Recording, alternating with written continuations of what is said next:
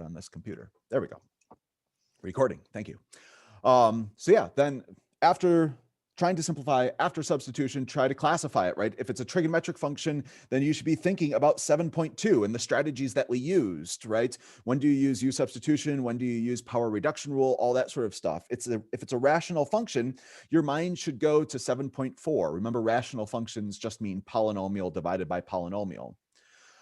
If integration by parts, there's a lot of different problems that can be solved with integration by parts. So it's hard to say that they all look one certain way, but there are some kind of classics, right? So if you have a power of x times cosine and a power of x times sine, or a power of x times the hyperbolic cosine or hyperbolic sine, if you have a power of x times e, or really any exponential, power of x times 2 to the x. If you have a power of if you have this one, right, this was the most dreaded type, right, where it kind of wraps around on itself a little bit and you get this interesting equation to solve.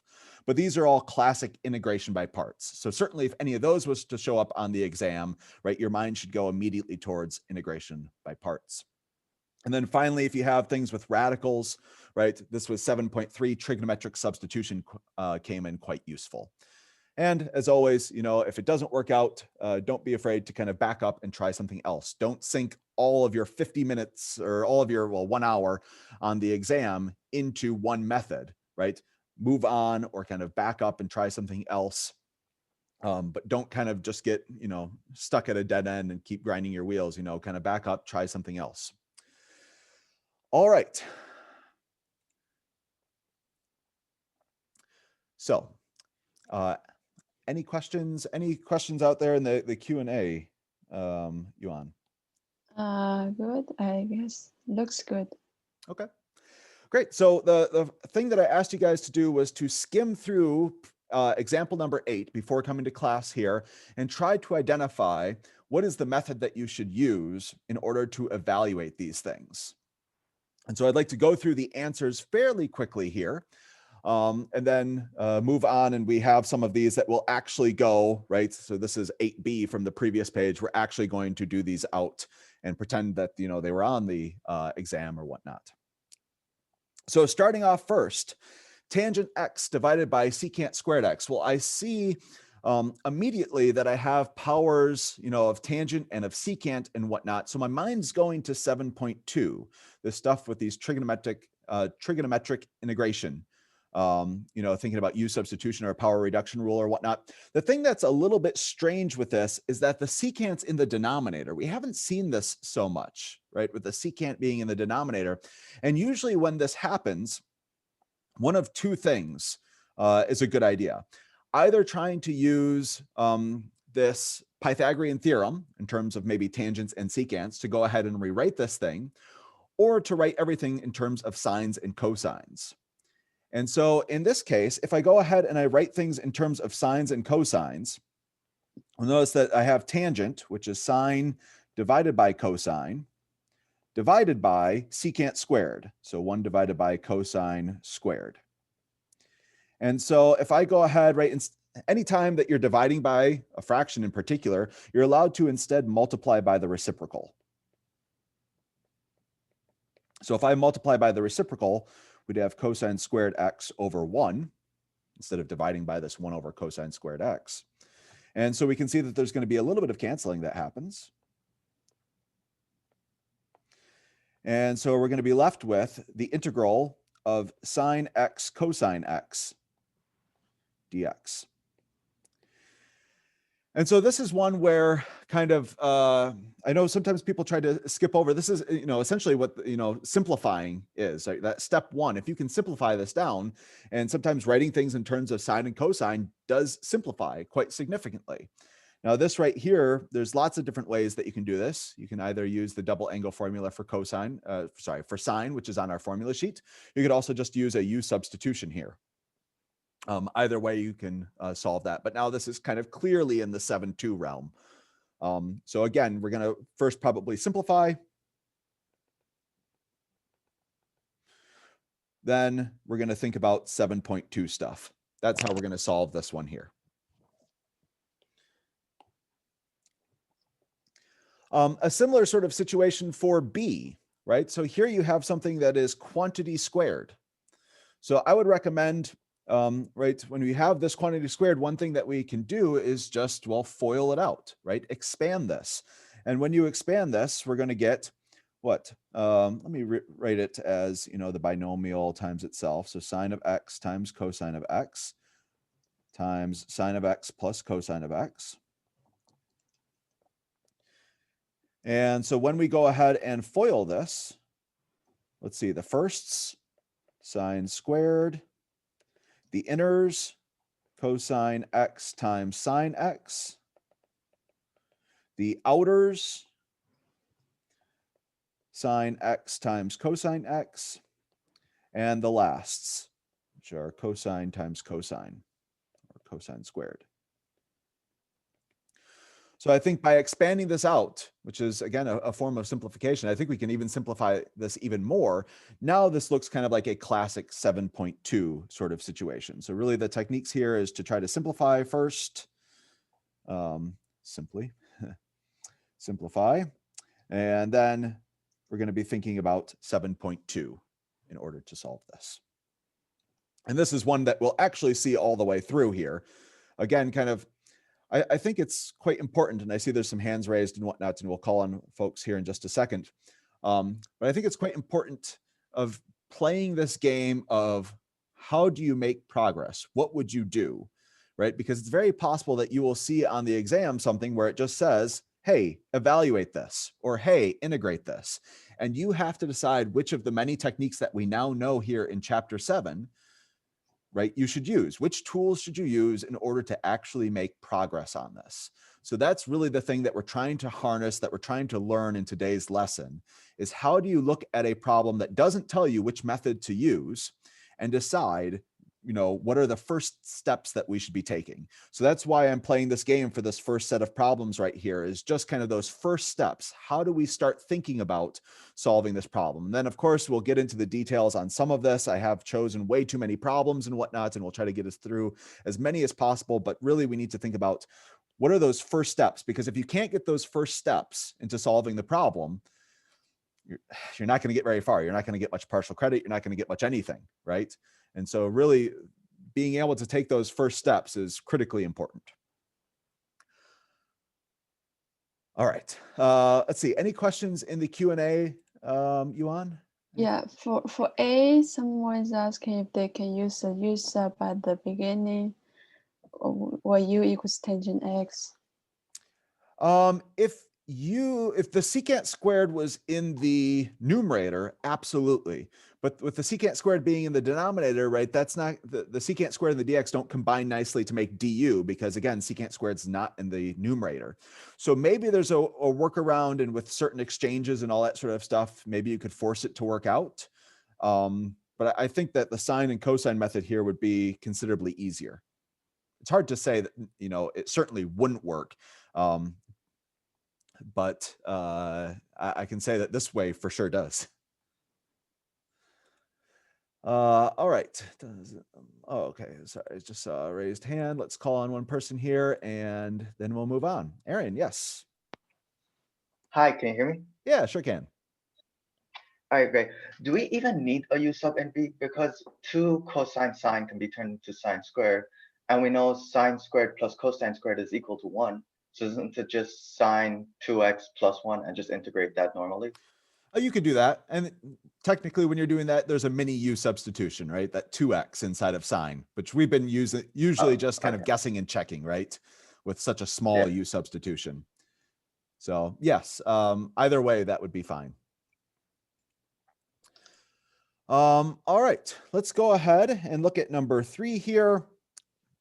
Even though, or I guess C, this is related to this integration by parts sort of deal. So this is going to be a 7.1 sort of style. We're more used to or accustomed to e to the x times cosine x. And so there's going to be a lot more natural logs of 2 hanging around this problem.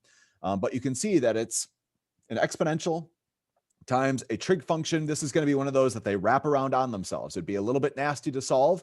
But again, if you saw this, you need to think about, well, integration by parts is the way that I would make progress here. And then you would start, choosing your u, choosing your dv, all that sort of stuff. But knowing that this is integration by parts and being able to make progress, that's the big thing. There's a couple of these, and I have them kind of side by side in a few cases here, that they look very, very similar to one another, right? If you're going too fast, you say, oh yeah, they look the same. You probably use the same technique in order to solve them. But actually here, we're going to use different techniques. Can someone tell me, my mind, when I look at this, the fact that we have rational functions, a polynomial divided by a polynomial, my mind automatically goes to partial fractions. And partial fractions can be used to solve this. It would take time and all that sort of stuff, but you could use partial fractions. But yeah, I see you guys coming up in the chat, answering the question that I was about to pose, right? There's a better way to do this, and that's going to be U substitution. And so this is just kind of my shout out here to, again, the technique is if you can simplify, simplify. Then next, look for any obvious substitutions. Don't skip this step, because otherwise, I mean, the partial fractions on this is going to take much, much longer than if you do the U substitution. And so yes, a simple U substitution where U is equal to the denominator is going to be the way that you solve this. So don't skip over the U substitution. With this one here, U substitution sadly will not work. And so we have some different methods that could be used. I see someone is bringing up maybe thinking about trig sub, and trig sub would work for this. I think it's a little bit of overkill, but I think that there's maybe a better way to go about doing this one. So yeah, the answer is going to be partial fractions. So, and starting off, excellent. You need to do long division first, and then partial fractions. So the long division, remember, you need long division anytime your degree of the numerator is the same or larger than the degree of the denominator. So if the degree of the denominator is bigger, you don't have to do long division, thank goodness. But if they're the same, or if the degree of the numerator is larger, you should first simplify with long division, and then you'll be able to use your partial fractions. All right, excellent. So yeah, this one's going to be a 7.41. Sadly, the U sub doesn't work there.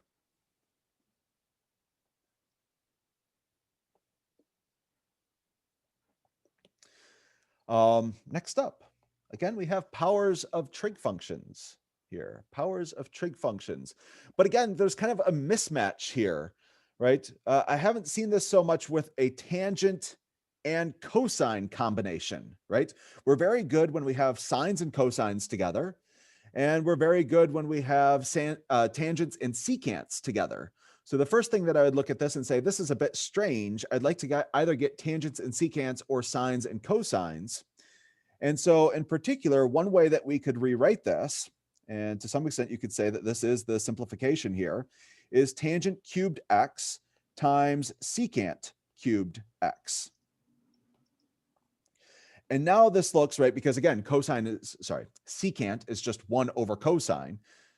And so this looks a lot more like something that we're used to dealing with in 7.2. So now we're a lot more confident, right, that 7.2, this whole with the, the trig integrals and whatnot are what we're going to use here. Maybe can anyone see what would the U be equal to in this case? Right, so U is either going to be secant or tangent. Secant or tangent.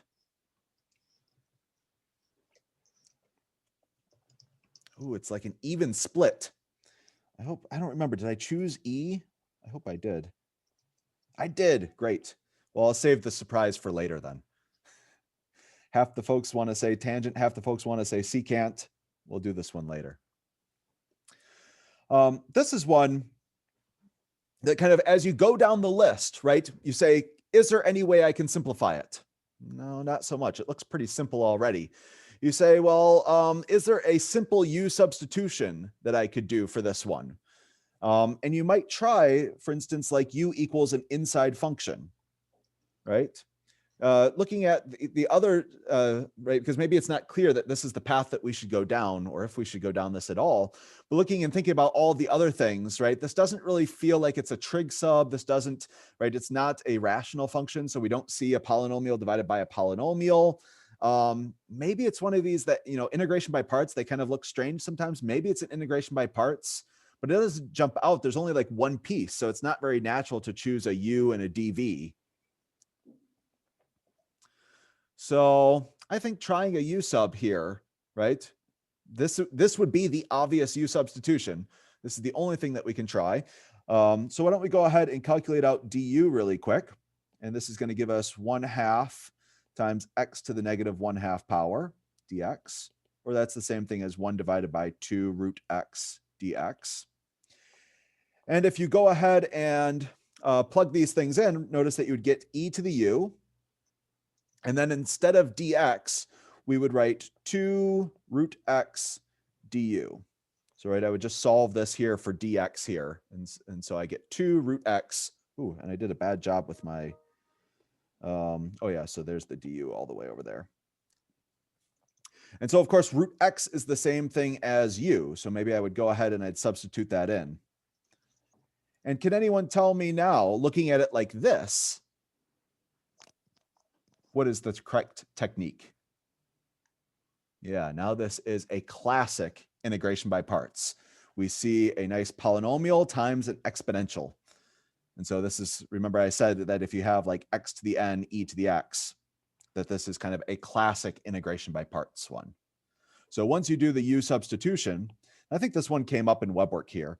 But once you do the u sub, then you can see that this becomes something that we can solve with integration by parts. Integration by parts, or 7.1. Tricky one, though. How about g? How could we solve this? I'm just going to tell you. Again, I hope that you've thought about this ahead of time, but this is going to be a u sub. So u sub with u is equal to the natural log, hopefully should do it. Spend a little time. This x in the denominator really helps us out. This one, I'll just say for the time being, this is one that I hope that we can do in class here, that we want to simplify. If you simplify it first, it turns out that there's a nice way to move forward with this. So my hint to you is to simplify in this case. Likewise for this one, if you simplify, this is very similar to one that we did above, right, where we had another quantity squared. It was sine plus cosine. Here we have sine plus x quantity squared. So if you simplify this, it turns out to be quite nice. But still, you have a few things that come out of this. You'll end up needing to use some integration by parts, and you'll need to do some, you should have a sine squared. And so you'll need to use your 7-2 knowledge on that.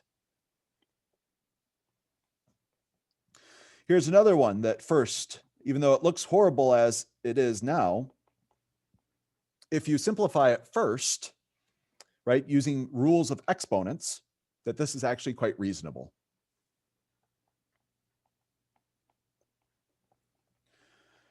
And then the last couple here, these both at first glance look like trig sub. This looks like a classic, right? We see the square root. We see this quantity squared -1, or, you know, something like this. Are these both trig sub? Is that the best way to do both of these? No, of course not. You know, it's similar to this stuff up here that I did, right? The second one right here, you can do very, very quickly with a u sub. And so you should do a u sub for this one. On the other hand, this one right here, you don't really have a choice. This is going to be trig sub.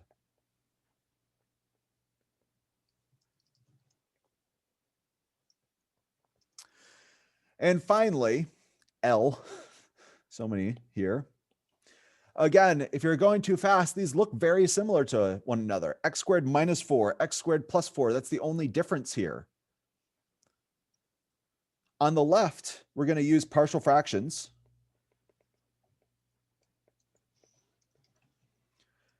Would you use partial fractions for the second one, though? Probably not. How would you solve the second one? So you could do a trig sub, yes, or yes, this is going to be arctangent. So remember, this is one of these things that's on the formula sheet. It's going to be arctangent of something, right? We have to deal with this 4 here. And so you can either do a trig sub and see that way how to deal with this 4, or we did this in chapter 6, right? We kind of factor out this 4. Yeah, a couple of you guys got this. Maybe you've memorized the formula stuff because it's coming up a fair number of times. But yeah, so this is going to be something that's like arctangent. You could either use a trig sub on this, or you could use your chapter 6 knowledge. So again, this is a reducible quadratic. That's the fancy math term, right? That says that the bottom factors. This right here is an irreducible quadratic, right? And so that's the difference between the two. This one doesn't factor. You can't use partial fractions on it because it doesn't factor. And so that's kind of the big difference between those there. All right, so I've chosen, some of these, and as always, I've probably chosen too many for us to get through in today's class and whatnot. But before I move on and we start solving some of these out, I just wanted to see if there were any questions out there. So maybe starting off in the Q&A, Yuan, are there any questions that you've identified that we should? Yeah, for D, someone's asking, can they use the fractions, partial fractions? For this first one here, you could use partial fractions, but it's going to take you considerably longer than just using a U sub. So yes, it will work out, but again, kind of thinking about for the exams and whatnot, well, you don't want to spend a lot of time necessarily going back and forth with yourself. How do I solve this? How do I start, right? Hopefully you're going to get to a point that when you see a problem, you have an idea and you can start taking steps fairly soon. But then also, right, if you do use partial fractions on this, it may take you on the order of 7 minutes to solve this out. Well, if you used U substitution, it would take you 2 minutes to solve it out. So this 5-minute time waste, not really waste, but not optimal use is not optimal, right? It's not the best. So yes, it would probably work. I would recommend though, if it comes up on the exam, that use U sub. Good. Any other questions? And the one is for K. You say the trig sub, and they say it's U sub. Oh, no, not this one. I mean L. Oh, okay. L is partial fractions, and then you can also use the trig sub. Yes. Yeah. That if you want the technique that works the most is the longest one. It's trig sub. Trig sub can actually be used on many of these things. But sometimes it takes the longest. Plus, you don't know when looking at it how bad, once you've substituted in and you have all these thetas and whatnot, what that integral is going to look like. And some of these integrals, once we've switched all into thetas, are not super easy. And so trig sub, I usually put at the bottom of the list. I like to save that one for last just because they're time consuming. One more is someone's asking to work on a J. What you said for J? J, yeah. And sorry, what was the question or the request? That could you do the full work for J, please? Do I get to this one? I don't remember. Maybe E, F, G, H, I. Oh, I don't do that one. If there's time, you may notice that. So this is maybe one that I created here. I don't remember seeing anything like this on WebWork, and that's why maybe I'm less apt to spend a lot of time on it in class, just because if it hasn't shown up on WebWork, right, it's maybe less likely to show up on quizzes and exams and things like that. So I can do the full work for this, but it may not be part of this class here. All right, let's go ahead and start for some of these, and I'll try to work through. I think this one's relatively straightforward, so I'll try to go fast. Yeah, Aditya has the right idea for, you have to separate the fractions here. And that becomes quite nice. We already did a little bit of work on this. Let me go ahead and steal what we have up here. Copy and paste. So we already started to think about this one. and we've simplified it out. We get something like this. We can probably take one more line to simplify too, noticing that sine squared plus cosine squared appears here. And sine squared plus cosine squared is, of course, the same as 1. And then for these guys, they're the same pieces, right? There's a sine and a cosine being multiplied together. They're just in the opposite order. So let's flip one of these. And this will become 2 sine x cosine x. So we can combine our like terms here. So when I integrate 1, of course, I get x. To integrate this, we have a couple of different options. As many of you have identified, that we can use the double angle formula for sine. So I could rewrite this as sine of 2x dx. And so then if I integrate this, I'm going to get negative cosine of 2x. And let's see, I need this 1/2 bit here. Now that all my integration's done, don't forget the plus c, the constant of integration. So this is one answer.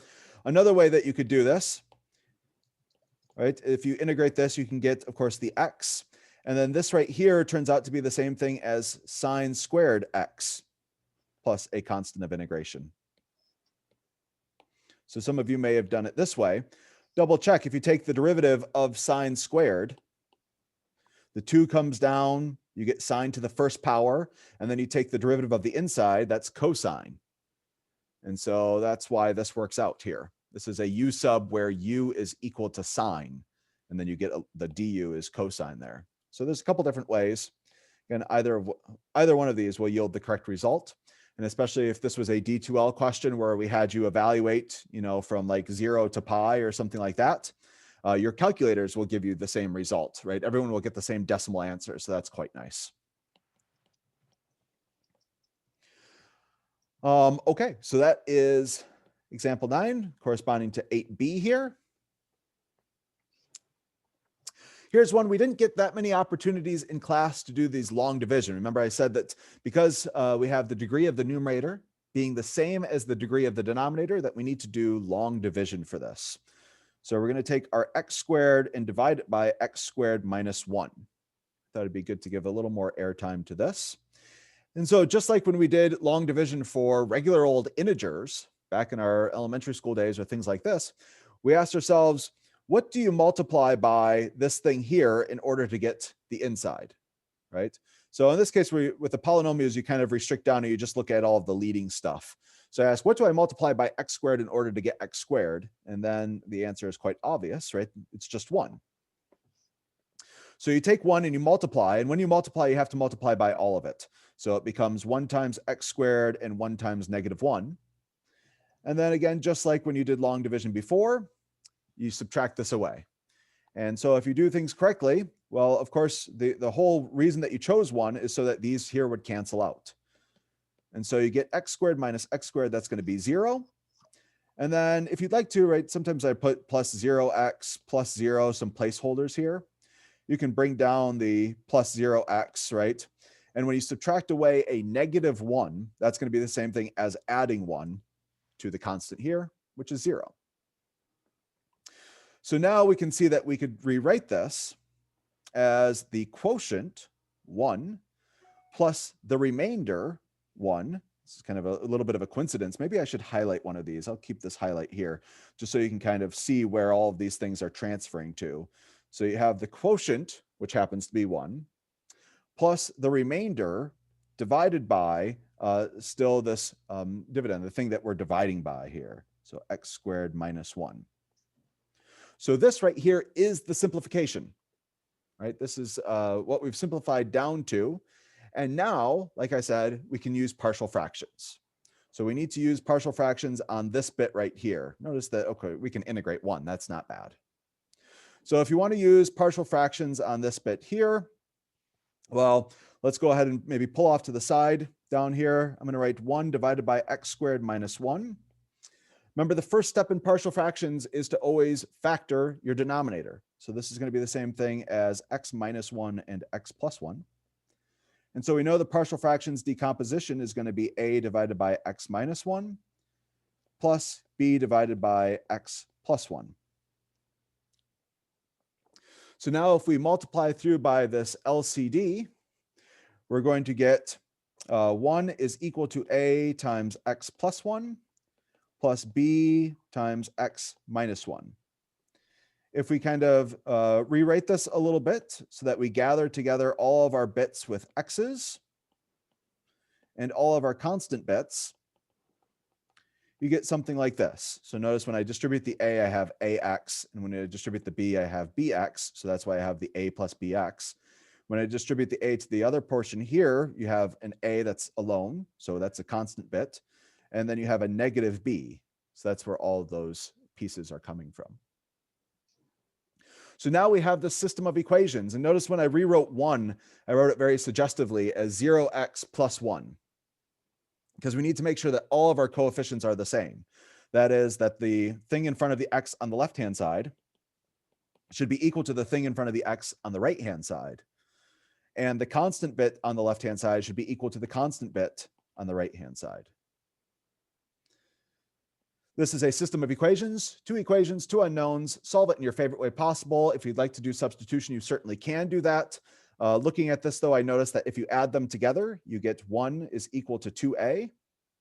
And so that quickly gives me a is equal to 1/2. Once I have a is equal to 1/2, I can plug that into either one of these. And when you plug that into either one of these, you can get that b is equal to negative 1/2. So now my final result here, I still need to integrate and everything, but I know that this partial fractions bit can be rewritten as a, which was 1/2, divided by, let's see, a was above the x minus 1, and then negative 1/2, and b was above the x plus 1. So I've successfully rewritten this portion with the, still has the denominator. Remember, the remainder still gets that denominator there, in its partial fractions form. And now I can integrate, and when I integrate 1, I get x. Let's see, this 1/2's along for the ride, and when I integrate x minus 1, I have the natural log of the absolute value of x minus 1. And when I integrate the x plus 1, I get the natural log of the absolute value of x plus 1, plus some constant of integration. So this right here would be my final answer for this one. Again, combining together long division and partial fractions in order to solve this.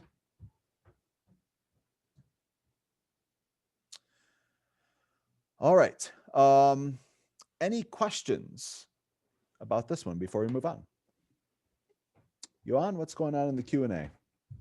Not this one, but someone is asking this about the schedule of the class. Will we still be going over 11.1 Friday?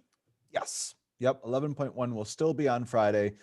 And that's kind of why, it'd be nice to, you probably saw, I sent an email, and it's also posted on Piazza and on D2L, right? The fact that you can take exam 2 Thursday night, as it was regularly scheduled and is in the syllabus and everything like that, or Friday night. Either one of these is fine.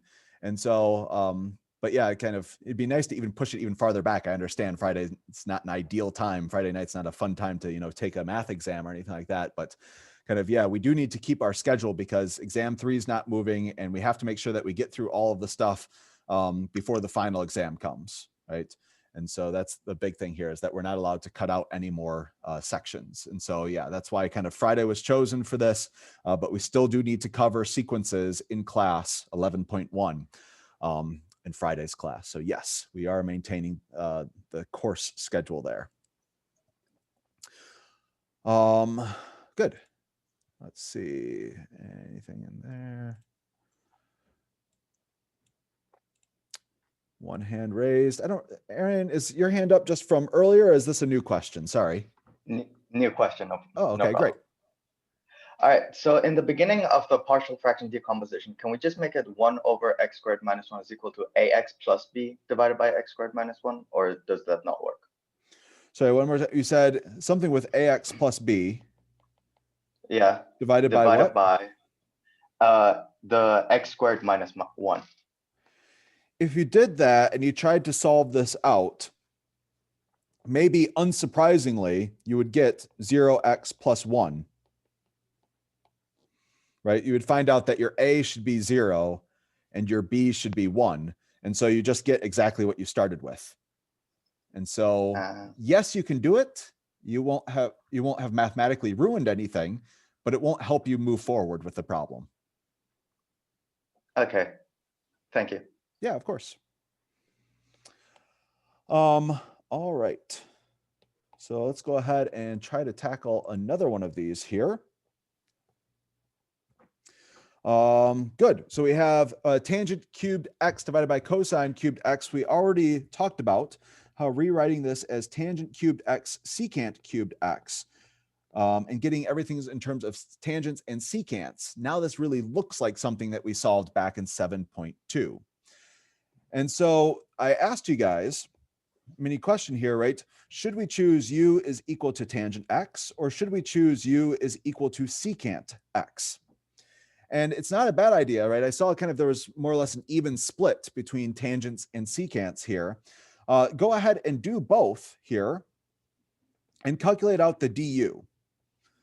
Remember, the du usually tells us which is the correct way to go. Oops. Derivative of secant is secant tangent. So notice we have both of these in our integral, right? We have a secant squared. We have 3 of them in total. And we have secant tangent, right? And so the problem, though, is, oh, sorry, the d and the du. Thank you about that. Thank you for that. The problem if you use tangent, though, so this turns out to not be so great, is that you would have the integral of u cubed, and then 2 of your secants would be used in your du, and you'd have 1 secant left over.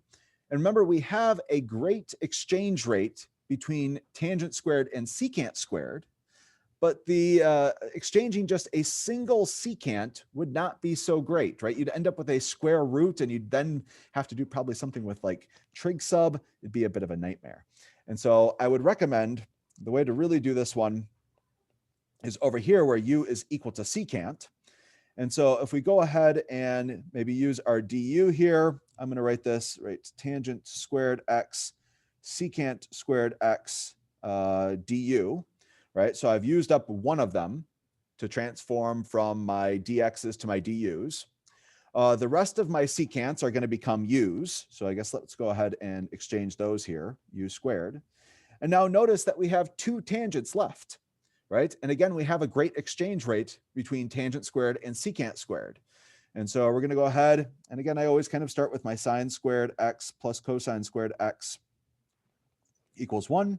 Divide through by cosine squared. This gives me my tangent squared. X plus 1 is equal to secant squared x. That way I don't accidentally get it wrong here. And so this becomes, let's see, instead of tangent squared, I'm going to write secant squared minus 1. Now remember, secant was exactly what we were calling u.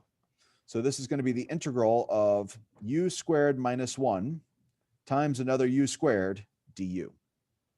We can go ahead and distribute the u squared. So this is going to be u to the 4th minus u squared du. We can integrate.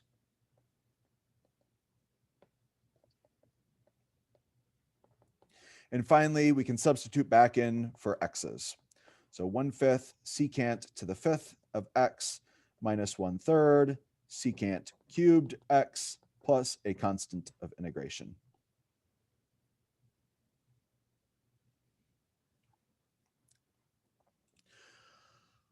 All right. Any questions? Let's see. Aditya has his hand raised. What's your question, Aditya? Hi. Can you hear me? Yeah, sure can.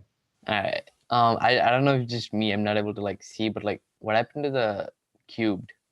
Like when you started writing from the blue to the green, I feel like this. Yeah. I'm not sure that one part of it went, I guess. So I exchanged, right, from dx to du. Right. And so in order to do that, right, to exchange from dx to du, it costs 1 secant, 1 tangent, and I have to give up my dx as well. So I Oh, traded in one secant, one tangent, and my dx. And when I traded all of those things in, that's what allowed me to get the du. So that's where the cube to the squared came from. because what I did was like, I did basically what you did, but I said I substituted u in for secant x like in the beginning, so I didn't get to cancel that out. Once I, if that makes you would get to later, right? If you wanted to add one step here, oops, that's not my marker, right? You would do this, and then you divide by tangent secant, right? And this would still be cubed up there. yeah, So but then like I didn't realize that you could cancel with the secant bottom. Oh, okay. So yeah, you would need to go back through at some point and transform more secants in for u's, right? And then you would really see that they cancel. And we did that again, right? We went out and we got more secants, and then we thought about, oh, well, secant's the same thing as u. And so you do have to do several iterations sometimes of exchanging between your x's and your u's. Right. Thank you so much, man. Yeah, of course. All right. And Jeff, got a question? Thank you, Professor. I was just going to mention that instead of ever converting in the process to secant, I just left it as cosine and set my u as cosine, put my tangent as sine over cosine, and it solved in just as many steps. Yes. So that would be the other option is, right? And we use that more substantially in this first one here, right? That switching it all in terms of sines or cosines will quite often work as well. And so this is one, I'm glad you brought this up, that if you were to decide to try to switch it all in terms of sines and cosines, you don't get stuck. You can actually make progress, and it takes about the same number of steps. Yeah. Thank you. Yeah, definitely. All right. With this one here, I don't know, we already started. I think we got the main ideas here. We get basically time for one more. Let me peruse these a little bit. I would probably say maybe this one's pretty mysterious here. I told you that simplifying this first will yield some good result. So let's go ahead and take a look at this and see how we can simplify. And this really goes back to our algebra days, or our, we did this a little bit in calculus and whatnot. But when you have this square root here, sometimes multiplying by a conjugate, multiply by conjugate, I'll just say conjugate there, is a way to simplify algebraic expressions. So in particular, right, this is the same thing as the square root of 1 minus x divided by the square root of 1 plus x. And I'm going to go ahead and multiply through by the square root of 1 minus x on top and on bottom. So this is the conjugate for the denominator here. Quite often multiplying through by the conjugate of the denominator is the one that you choose, but maybe that's not entirely obvious. And so you could try both of them, in fact, and you'll see that you make it this way here becomes a lot easier in just one more step. So when I multiply through by the conjugate, right, this quite often worked out nice for us, because then the bottom here becomes this difference of squares, right? So you have this 1 plus x times the 1 minus x all inside of one square root. And when you have these conjugate binomials, or what they're called, right, again, you get this difference of squares. So let me just write this. When you FOIL it all out, you get 1 minus x squared. Now in the numerator, right, we have an exact match, right? The square root of 1 minus x times the square root of 1 minus x. So that's just going to be 1 minus x. I guess I could write it up here too. And so the last step before I hope many folks can see how to make progress on this is to maybe split up the numerator there.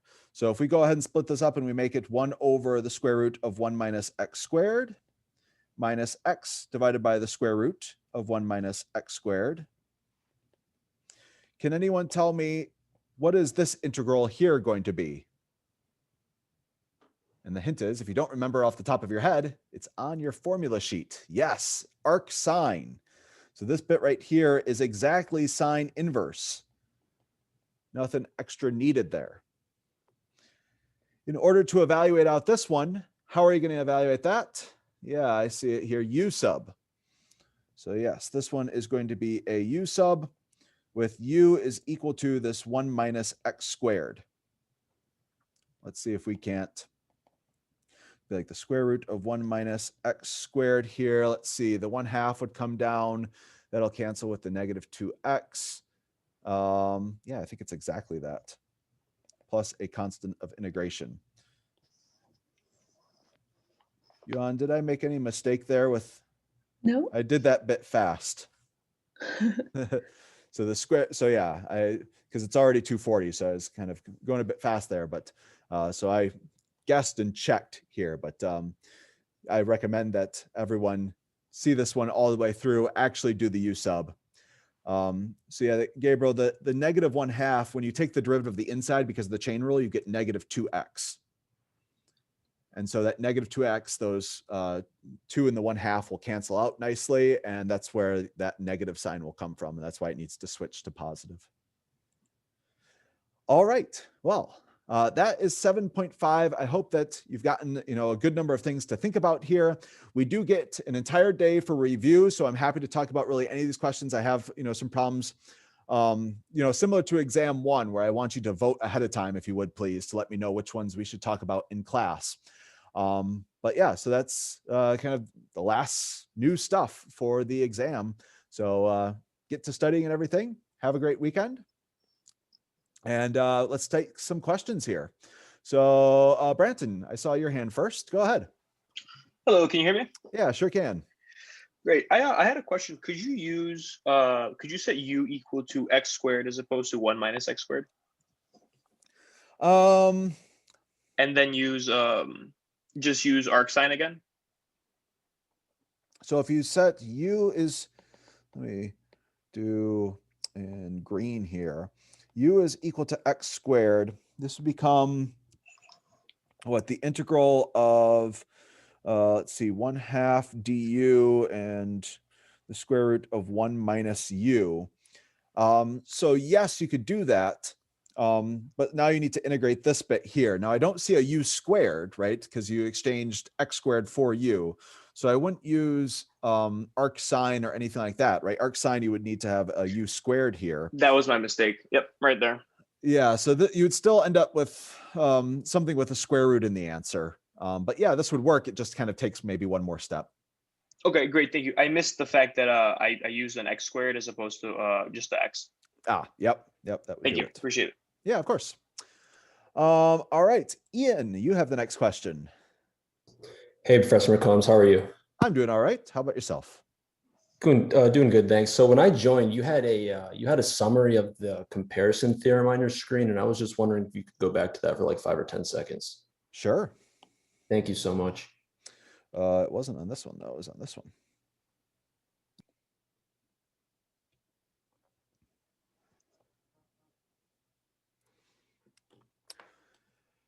This is maybe a good plug for office hours as well. We talked about this in office hours, and I have more office hours today at 4 o'clock. So if anyone wants to come and hang out and talk about really any math, including comparison theorem stuff, happy to draw more pictures like these. Thank you very much. Yeah, of course. All right, next, Andrew, you have the floor. Hi, I'm also asking about the comparison theorem. I'm just wondering, because the web work was pretty confusing on that. How do we tell what an appropriate comparison function would be? Because they said on the web work, we get multiple choice for that. But they said in like exams or quizzes, we probably won't get like a multiple choice. We have to figure out our own. So like, how do you go about simplifying it down to compare to? So 2 things. I think probably the phrasing of that web work was more when you had paper and pencil exams, right? And so it's a little bit harder to ask those sorts of questions in the D2L style exams. So that's the first thing there, is that, it's very possible that these could show up as like a multiple choice or a true false sort of deal. with a standard response, it's sometimes, if the answer just diverges, right? Right. With the comparison theorem, the answer is either it converges or that it diverges, right? It's a coin flip essentially. And so it doesn't make for a great standard response style question usually. So that's kind of the first on the side. To answer your question here that you really had, how do you choose a good function to compare with, right? You're given a complicated function. And so we saw a couple iterations of this in web work. You're given a complicated function and you have to find something to compare it to that's simpler, right? Something that you could actually find the antiderivative of. And hopefully yield some good result. That is, once you integrate it and plug in those bounds and everything like that, the fact that your simpler function converges or diverges indicates something about your complicated function. And so this is something that I find it takes a long time to get good intuition on this. And so what I would recommend is that you hedge your bets. And that is that, when I went to do this problem here in office hours, we saw that there was a cosine, right? And I didn't just say, well, cosine's greater than -1. And so let's use that and we'll get the right answer, right? What I said was that, well, I don't know if I'm going to need a smaller function or a bigger function. Let's bring both with us, right? And so I talked about the smaller function and the bigger function. These are the natural bounds for either sine or cosine. And then we added, right, we're trying to build our complicated function here. And so we start off with the sine or the cosine bit, and then we build, right? So I added 4. And I divided by x, or the cube root of x, so x to the 1/3. And so this gave us a smaller function and a bigger function, right? And so then we could, and they're both simple enough that we can integrate these fairly quickly and see if on the interval specified, right? So the problem said from pi to infinity. So on that interval specified, do those smaller and bigger nice functions converge or diverge? And so that's when we got into, well, the bigger function here, we find out that it diverges, that when you integrate this and when you plug in those bounds and all that sort of stuff, we get that it goes off to infinity. But sadly, a bigger function going to infinity doesn't really tell you anything about a smaller function. Maybe your smaller function goes to 50, right? 50 is smaller than infinity, right? Maybe because it's less than or equal to, maybe it also goes to infinity, right? And those are exactly the two situations, either it converges or it diverges, right? So if it converges, it goes to some finite real number. But if it diverges, nice positive functions like this, right? It's going off to infinity. And so with the bigger function being infinity, it doesn't give us any information. However, when you look at the smaller function, you see that the smaller function here diverges as well. And so if you have a smaller function going to infinity, that's what these pictures here are coming into play. So you have some smaller function diverging. So that is, here we have our smaller function that was given, I drew it in black and then shaded it green underneath. A smaller function going to infinity, right? When you add up all of that area under the curve, there's infinitely much area. Is there any way that the bigger function here could possibly be, if you added up all the area, it goes to 13 or it goes to 50 or anything? No, there's no way, right? You have smaller area that's infinite. If you have bigger area than that, it also has to be infinite, AKA it has to diverge. And so since we found a smaller function that has infinite area underneath, right? Integral is just area. So it has infinite area underneath. Therefore, right, there's no way that any finite number, whether it's 100 million or 13 billion or anything like this, there's no way that you could have any finite amount of area under this complicated thing. So therefore, this has to diverge. It has no choice. So I hope with that, you can kind of see the process of hedging your bets, right? You carry along the small function and the big function because maybe it's not clear at this point which one you're going to need. So in a different situation where you don't have, let's say like cosine or sine, something, like the most complicated part to start with. Yeah. How do you know what part of your complicated function to start with in the comparison, like greater, less than or greater than, because you started with cosine, right? Like cosine of 3x. Yeah, I would say like in this class, really, we only see these two different scenarios because in general, this is a very difficult thing. This, you can spend a long time playing this sort of game.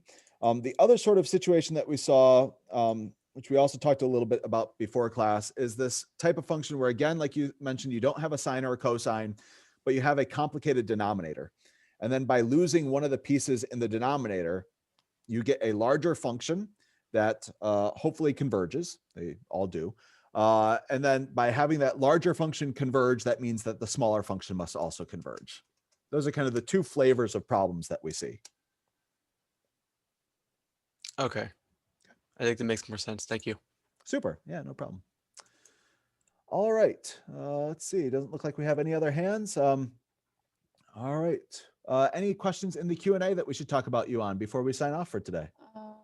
Will there be answers posted for each problem? It'll take me some time to get them up, but yes, because I need to write them all. So yeah, similar to the, any other of our class notes. I plan on posting solutions to these for any of them that we didn't get to class, but there's a good number of them, so it'll take me a little while. So hopefully by tonight at some point, I'll try to get the video posted considerably before that.